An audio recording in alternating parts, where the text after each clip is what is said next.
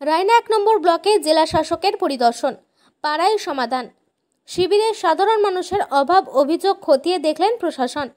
পূর্ব বর্ধমান জেলার রায়না 1 নম্বর ব্লকে আমাদের পাড়া আমাদের সমাধান শিবির এবং নদীজলবাহিত জলমগ্ন এলাকাগুলি পরিদর্শনে এলেন জেলা শাসক আয়েশা রানী এ।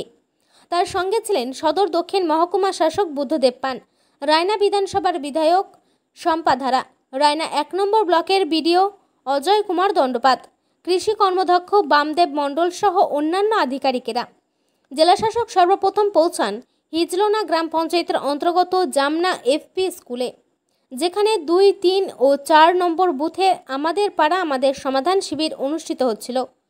তিনি এবং তার সঙ্গী আধিকারিকেরা প্রতিটি বুথ পরিদর্শন করেন এবং স্থানীয় বাসিন্দাদের কাছ থেকে সরাসরি অভিযোগ, সমস্যা খতিয়ান এবং প্রস্তাব শোনেন।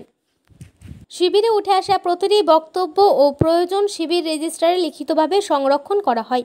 জেলা শাসক জানান, এই সমস্ত সমস্যা দ্রুত সমাধানের লক্ষ্যে একটি জরুরি ভিত্তিক কমিটি গঠন করা হয়েছে এবং একজন নির্দিষ্ট আধিকারিককে দায়িত্ব দিয়ে নিয়মিত পর্যবেক্ষণের নির্দেশ দেওয়া হয়েছে।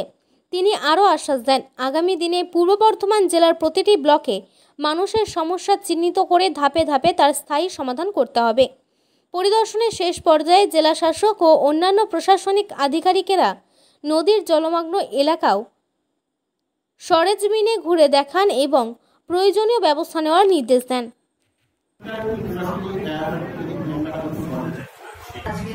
আজ থেকে আমাদের রাজ্যের জেলার সঙ্গে আমাদের পূর্ব বর্ধমান জেলাতে আমাদের পাড়া আমাদের সমাধানটা আজ থেকে আমাদের জেলা শুরু করে দিয়েছি। আপনারা সকলেই জানেন, মাননীয় মুখ্যমন্ত্রীর নির্দেশে স্কিমটা শুরু হয়েছে। এখানে প্রত্যেকটা বুথ পিছু 10 লাখ টাকা করে দেওয়া হয়েছে। আপনারা এখানে বসে আপনাদের